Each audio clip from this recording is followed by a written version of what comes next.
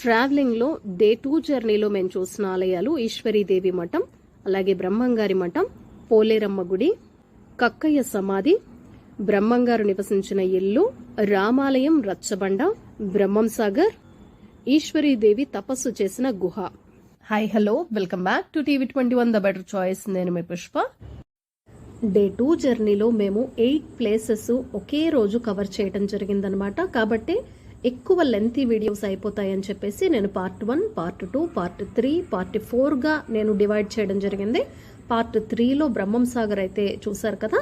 ఇక పార్ట్ 4 వీడియోలో ఈశ్వరీదేవి గుహ అయితే చూసేద్దాం రండి.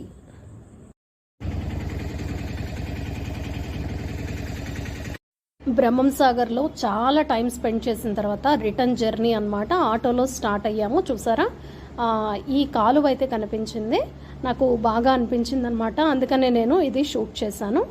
ఈ ఆటో అబ్బాయి ఎక్కడ షూట్ చేసుకోవాలి అంటే అక్కడ ఆటో ఆపాడనమాట. ఈ అబ్బాయే కాదు, నా ఈ జర్నీలో, ఈ 11 డేస్ జర్నీలో ప్రతి ఒక్కరూ కూడా చాలా కోఆపరేట్ చేశారనమాట. మా పిల్లలు చూసారా, చాలా కోపం వస్తుంది వాళ్ళకి. ఎక్కడ పడితే అక్కడ దిగేసి నేనైతే షూట్ చేసుకుంటూ ఉంటానన్నమాట. ఒక యూట్యూబర్ కష్టాలు మరొక యూట్యూబర్కే తెలుస్తాయి అన్నమాట. ఒక యూట్యూబర్తో ఉండాలని ఎవరు అనుకోరు.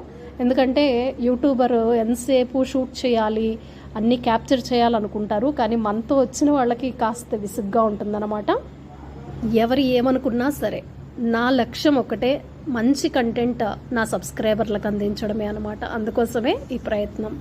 మొత్తానికి లొకేషన్కి అయితే వచ్చేసామన్నమాట. ఇదిగోండి, ఇక్కడే అన్నమాట. మనం ఇక్కడి నుంచి ఈశ్వరీదేవి గుహకైతే చేరుకోవాల్సి ఉంటుంది. ఆటోలు, ఏ ఇతర ట్రాన్స్పోర్టేషన్ అయినా ఇక్కడి వరకే